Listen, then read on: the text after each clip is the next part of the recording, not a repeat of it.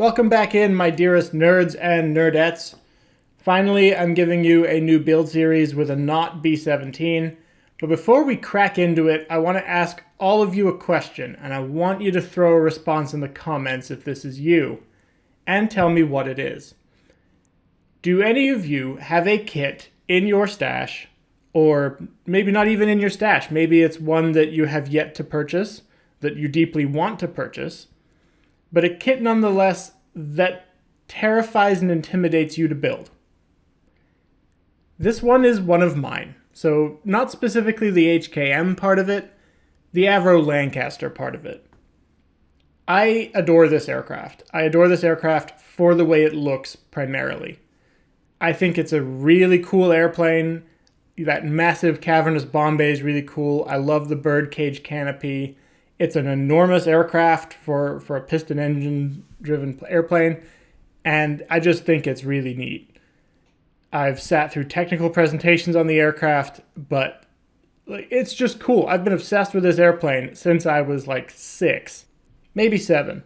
Doesn't matter. Single digit integer, Mr. Barnstormer has been obsessed with this airplane. Top 3 favorite airplanes all time. Okay, so that's where it is in my ranking.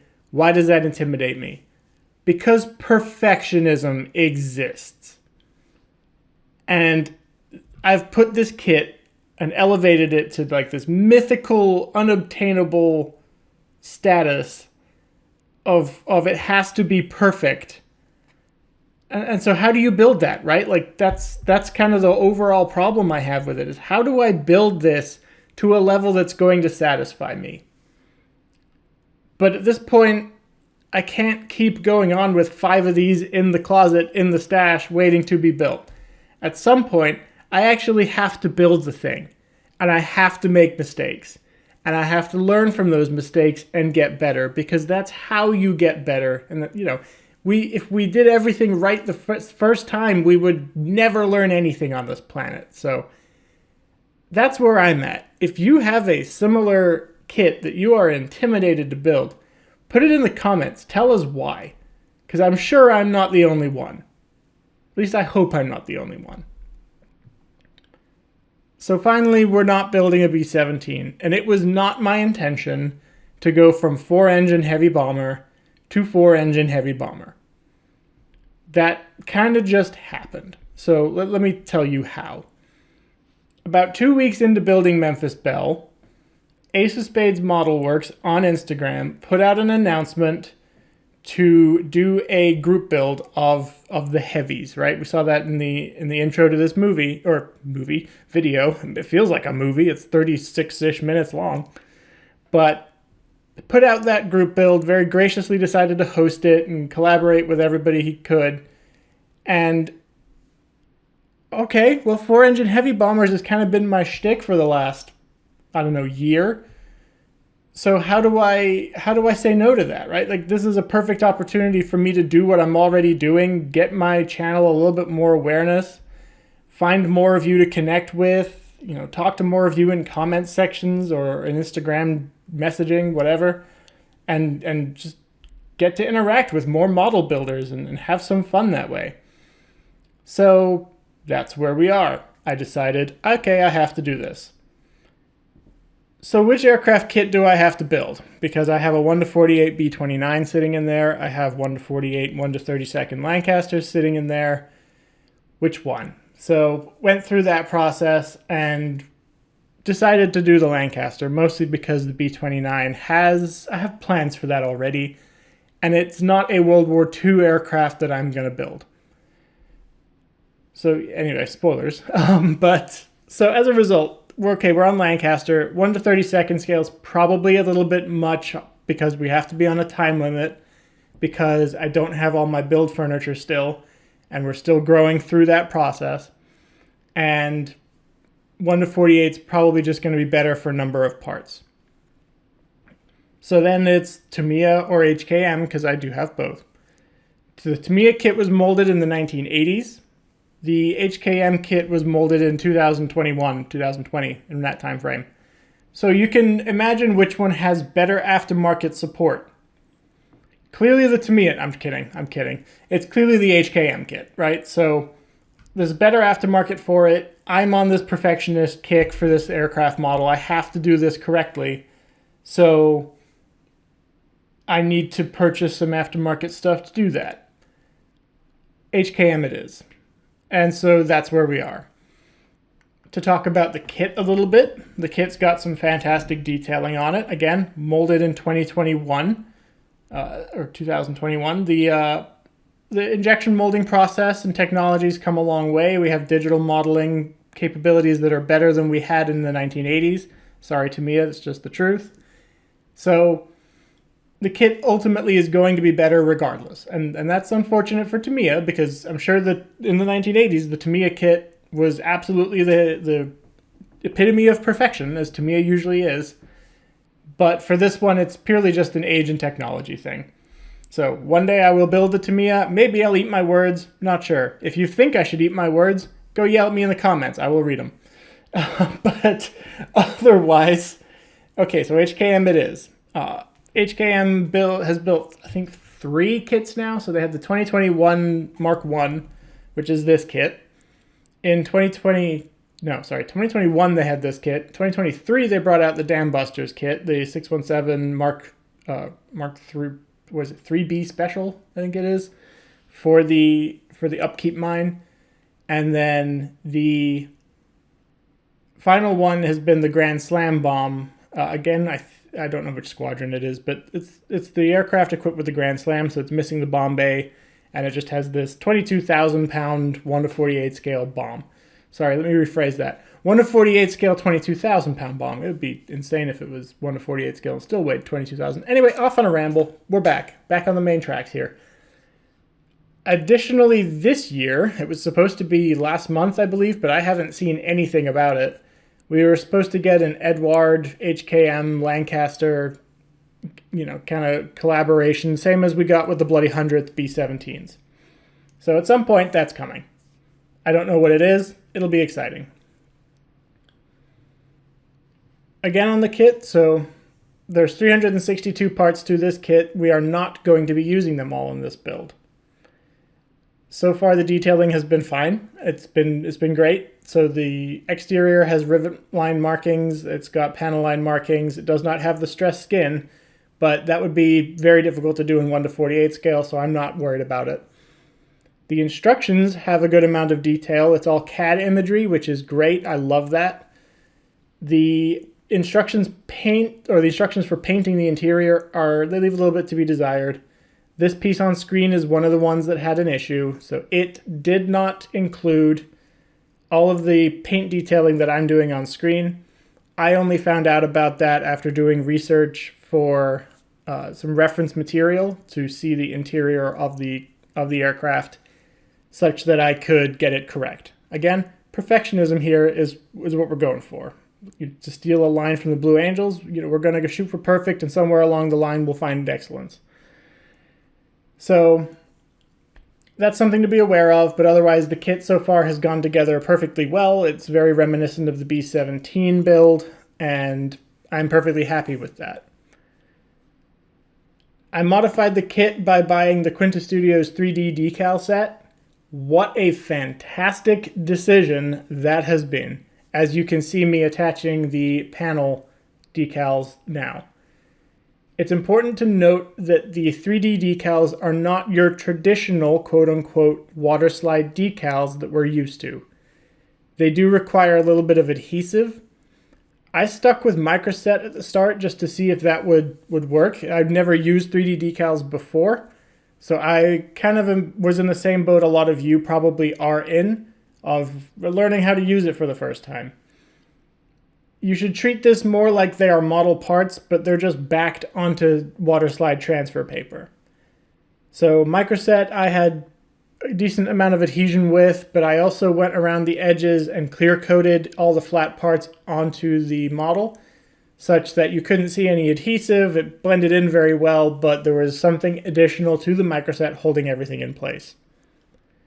The throttle levers here that are stuck to the water transfer paper, because, excellence. I super glued into position. That did just fine, just a little dab of super glue. They have not moved. They are still in place, and I have no complaints because at the end of the day, this panel looks absolutely fantastic. I mean, look at this. I also compared this to the pictures I took of Old Fred, which is a Lancaster forward fuselage that sits in the Imperial War Museum in London. Fantastic museum, by the way, if you have not been. Highly recommend. The Lancaster also has bullet holes in it, which is interesting to see. But anyway, so Old Fred's sitting there. You can go to the back section where they cut the aircraft apart.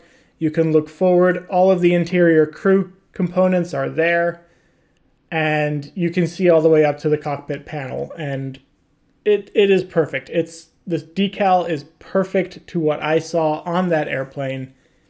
So, fantastic. 2 thumbs way up. Now, if you're asking yourself, why am I going to this effort on the Lancaster, but I didn't on the B-17s, and you didn't watch those videos, but you're still somehow asking this question because you know I didn't? Yeah, anyway, so the Lancaster has this giant bird cage canopy. Everything in the cockpit is visible. You will see that soon enough, I promise. So that's the reason I'm going to all this effort on the interior. Speaking of effort on the interior, let's talk about black basing, which is what you see on screen here. Black basing involves the application of a dark priming paint layer. So in this case, I'm using Mr. Surfacer 1500 black. And you want to do this for paints that don't have good coverage. And so what I mean by coverage, if you've ever been painting a house or using spray paint or anything like that, and you put the paint down, but you notice you can still see a tone or a color or something underneath the paint shining through, that's coverage. Certain colors and certain paint product have different levels of coverage. If you go back and watch the Texas Raiders build, you will notice that the flat red paint does not have good coverage for the Mr. Surfacer 1500 underneath it. That's just the way it is. That's part of that paint and product. So you can fix it by doing more layers, or you can fix it by taking it all off and removing all the primer, which I decided not to do in that case. So it's a good thing to do a little bit of test shooting with paint and figure out what your paint's going to behave like as you're applying it. This interior cockpit green that is prescribed by the model instructions for the cockpit and is correct per the actual airplane does not have good coverage. So in some cases, if you wanted a perfectly green first layer, this is going to harm you to black base it. But if you're going for a weathered look, like I'm going for here, clearly as I'm applying the oil wash on top of a gloss clear coat on top of that green, I'll get to that in a second. If you're going for that weathered in look, black basing's great, because you then can vary the amount of green you are applying on top of it to let a little bit of that underlayer show through in certain areas and darken the paint. So it kind of gives you that effect of it's been walked on, it's had stuff leaking on it, it's got grease on it, it's, anything you could want, right? And this is not just for the cockpit I'm speaking of. You can do this to replicate engine exhaust, you can do this to replicate oil and fuel leaks. The world is your oyster here. So that's that technique, but it's also important to realize that with certain colors, like this green, it is also going to drastically change the final color of that paint. So, black basing this interior cockpit green actually reduces a couple of shades on darkness, right? So it makes it a little bit darker of a tinted paint color. And that's something to keep in mind, because then if you go and paint the next section without that primer layer, the two colors are going to be vastly different from each other. One of these days I'll get around to actually doing the paint demonstration I want to do and put out as a short or a full video. Haven't figured that one out yet, still in the works, but I want to do all of this discussion in another video as well with some demonstration, because I think it's very helpful for people to see that. But this is also why you test drive your paint. Anyway, so enough of that black basing lecture. Now let's move on to a gloss clear coat lecture. If you are doing an oil stain or any kind of other staining, panel line accent, what have you, onto any kind of flat color, it's not going to work the way you want it to. The reason for that is that the flat paint, if you were to look at it very, very, very closely, like microscope levels of closely, it's not smooth finish. It's kind of like concrete if you were to look at the surface really closely. It's rough, it's got texture to it. And as a result, when you put down an oil wash, it does the exact same thing as dropping oil on concrete. It just kind of makes this little circular puddle, soaks in, and stains it. It does not run the way that you perchance or perhaps may want it to, like if you're doing an engine exhaust or an oil leak behind an engine and you want it to trail down the back of the wing. It isn't going to do that. It's just going to soak in and make a puddle. So what you need to do if you're trying to get that effect is you need to gloss clear coat the area. Then apply your oil wash. Then when that's done and you've spread it out the way you wanted it to, similar to how I did in the cockpit a second ago, then you can flat clear coat over the top of it. It gets rid of that, high reflective surface that the gloss clear coat has, and you go back to a regular finish. And that's how you end up with a nice ability to do some staining, to do some weathering, and that's really how it works. So that's a technique that I learned about relatively recently. I did it on accident on the MiG-29, and on the B-17s it really hindered me because I wanted to do a little bit more weathering on the two of them, particularly Memphis Belle. But after my experience attempting to weather Texas Raiders and having that soak-in effect happen, I was a little intimidated to do it on Memphis Belle, and I realized I needed a little bit more practice and to figure out what was going on. And I didn't want that to hinder the actual build progress. So I didn't do a whole lot of weathering on Memphis Belle, as you'll note in the full build video if you've watched that. If not, feel free to go back, and if you like both of these videos, go ahead and smash that subscribe button and give me a hi in the comments or something. I tend to typically interact with everybody that comments because it's kind of fun. People's perspectives are fun. People are fun. So that's my selfish plug for myself here. But moving on. So this set with the radios attached, you'll notice it's a very similar radio to the B-17. It also did not have enough instructions in the instructions. Yep. Anyway, way to go. Microset all over the desk there as well.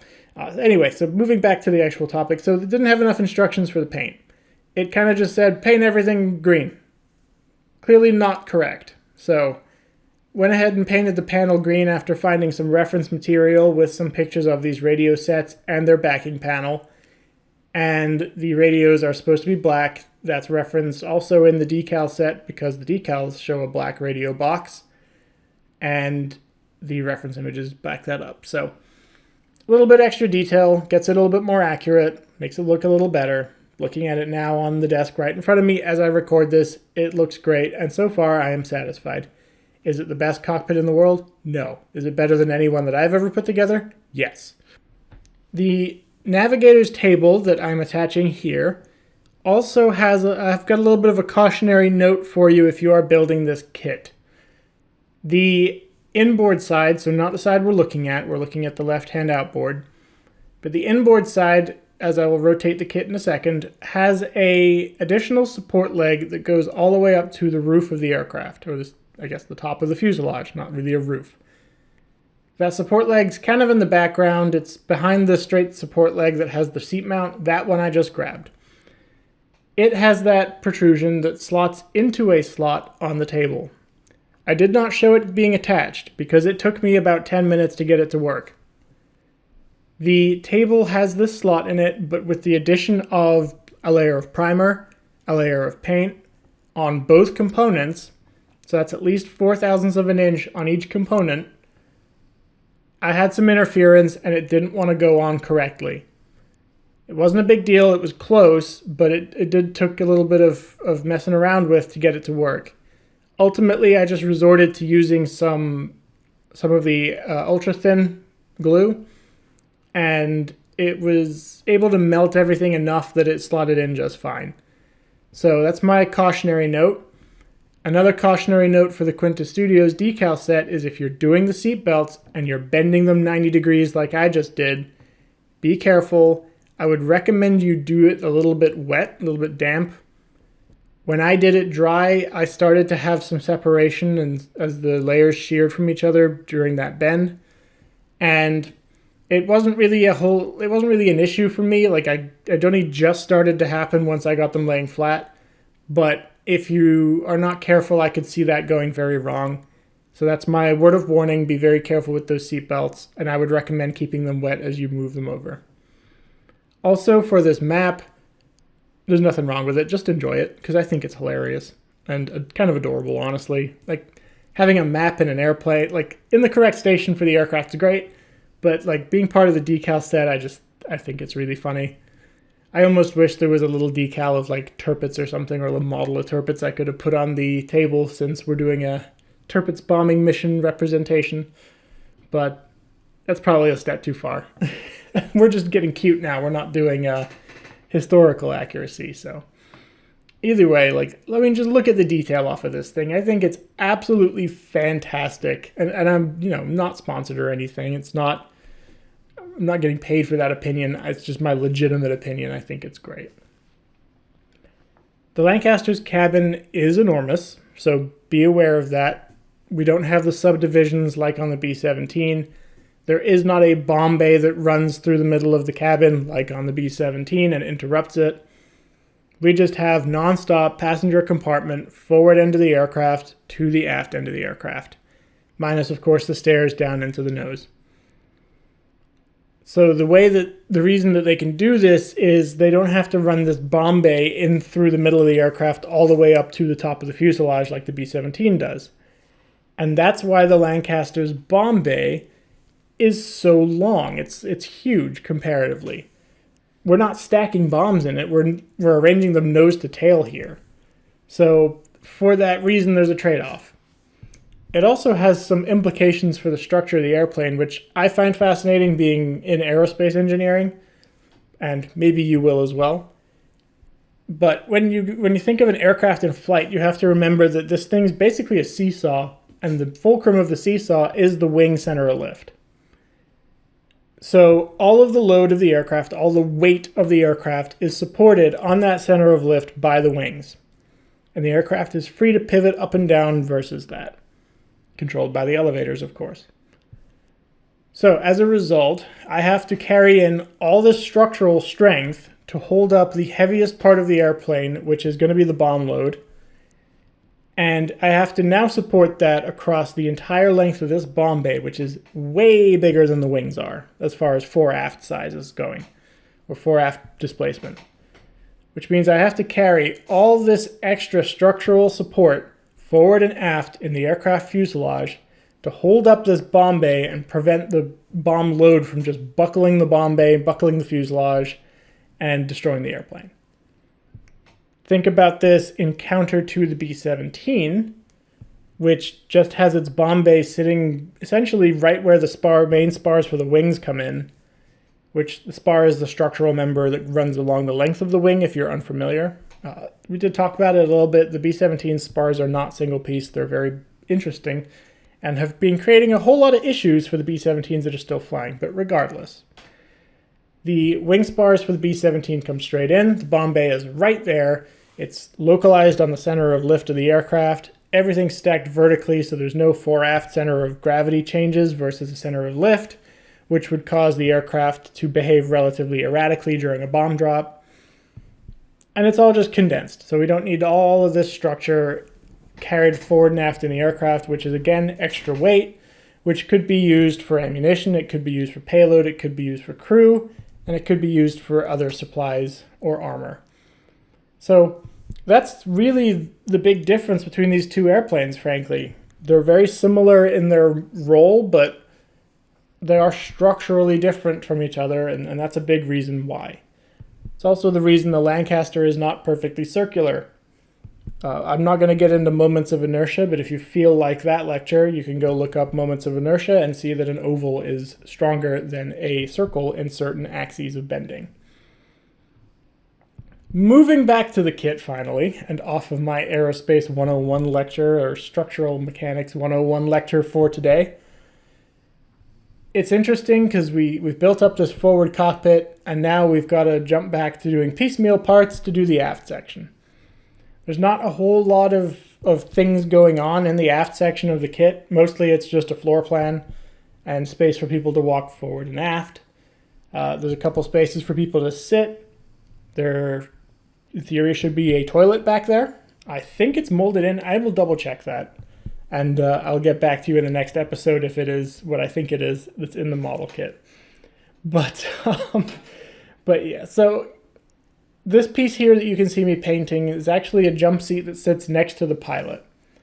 It's extendable. We don't have a co-pilot, remember, there's only one set of controls. So this piece is extendable. Somebody can come up next to the pilot, sit down, strap themselves in, and have a conversation with the pilot. What annoyed me a little bit, because I wanted to show this in the extended position, is that this piece is too long. It's too tall, if you will. And so if you try to show it in the extended position, it actually hits the pilot's seat, and you can't show it in that position at all, because it just won't fit in the aircraft. So if it's your intention to build this model kit with that seat extended, you're going to have to do some 3D printing work, frankly. I wanted to, but I didn't really want to put that much effort into it, so that's why I have it showed in the retracted position in a second once I install it. Again, it's not the end of the world for me, but it was just a thing that slightly annoyed me with the kit. It's not, it's nothing. It's next to nothing, right? It's not high on the list of complaints, but it is something to be aware of if that's your intention to build this thing.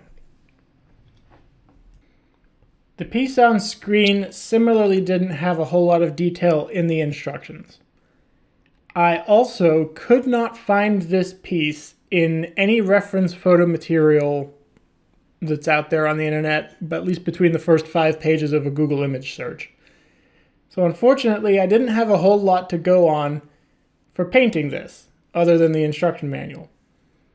I did also research the oxygen bottles for the aircraft to see what color they were, and thankfully there are still some around getting traded around as souvenirs, and a lot of them are black. The reason I think oxygen bottle is that this is plumbed in, right? So it would be unlikely that it's a fire extinguisher, but possibly, but those are probably going to be kept more towards the engines and worked on by ground maintenance personnel. I would assume it's more reasonable to think that this is a oxygen system, and that's why it's, both bottles are plumbed in, there's a hard line going to them. That makes me think aviator breathing oxygen. So for that, and having found the online pictures of the Lancaster's breathing oxygen bottles, I went with black for those with aluminum strapping and plumbing to hold them in. I also then came in and did a little bit of a wash on them. Where they are in the cockpit, people would be stepping up and over them. You'd have dirt coming off of people's shoes, particularly if there was a sudden reaction to a sudden go signal and the crew had been waiting outside the aircraft. So I wanted to represent them a little bit dirty, as if they just had, somebody kicked them every now and then, not the bottles, but the panel as a whole. And it looks pretty good when it's stained up in the aircraft. You'll see towards the end of the video if you're paying attention. So that was, I think that was the last piece that I really had a gripe on for surface detailing. The flight engineer station here was perfectly fine. Everything else has been perfectly fine. It's just been those primary 3 components. So we had the trim wheel, we had this panel with the oxygen bottle, and then we had the panel that has the radio set on the table. Everything else on the kit was perfectly fine. And so far, I'm very happy with how it's coming out. Now, let's talk about the future for this build. So I have yet to get all the supplies I need to electrify it. It is my intention to do similar to what I did with Memphis Belle and, well, actually more Memphis Belle since it has the sound installed as well. I've made some improvements to my overall design of how to do it, do it a little bit better, do it a little bit more realistic. So I'm executing those. What that means is I'm going to have smaller LEDs throughout the cockpit to give better lighting, less bright and intense lighting. I likely won't have the landing lights on because they're just blinding when you're looking at Memphis Belle and Texas Raiders, and it really hinders your ability to look into the model. And given the amount of work I'm doing on the crew cabin areas, I think that kind of would, it's not what I'm going for. I want people to be able to see inside and see all the lights on. So we've got red lighting on the interior and some white lighting for the actual instrumentation. So I think it's what I've got designed and planned is going to be great. As far as the rest of it, we're going to try and do the engine startup sequence just the same as I did on the Memphis Belle. And I'll be planning on doing sound integrated into the aircraft as well.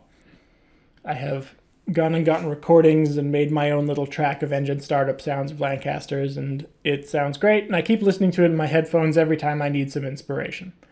So, very excited to put that together. The next episode will likely be doing the interior of the fuselage halves, probably with a little bit of the gun buildup, so the front turret and the aft turret. I do not need to do a dorsal turret for this aircraft, and I'll explain why in the next episode. And then we'll move on to assembling the wings, assembling engines, doing the cells, doing the landing gear. Landing gear on the Lancaster is very interesting, and apparently Dunlop still makes tires for Lancasters because they've got the original molds and they were one of the original suppliers. So that's a very interesting factoid that I picked up during a technical discussion on the Avro Lancaster. You're welcome. Shared my little tidbit there.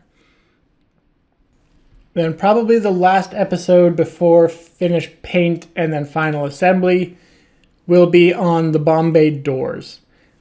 That's a really weird one to have an episode about, but because of the tall boy bomb I have, the tall boys required a specific door modification that increased the bulge of the door to conceal and contain the tall boy and preserve the fuel economy of the aircraft to preserve its range.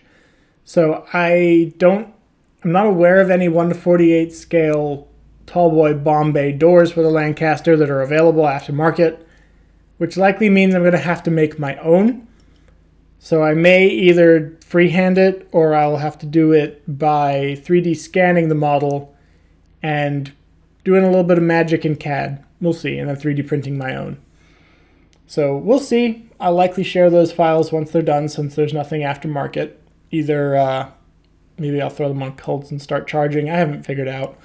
But that's going to be a pretty involved CAD project, just like the turret project is. So that's why it'll come last, and I also need the full fuselage together. And given electrifying the aircraft, I'm not sure when that's going to be, right? So the B-17s, putting the fuselage halves together was one of the last things I did on the build-up. So, I don't know. We'll see how the Lancaster comes out. So thanks for sticking with me if you did. Hit the subscribe button if you haven't, but you enjoy what I do. And enjoy my final kind of presentation of the built-up cabin area of the aircraft. And then, don't forget, leave me a comment of kits you're intimidated by. I do want to hear this. Bearstow's Barnstormers hopes you have enjoyed this episode, and we'll catch you in the next one.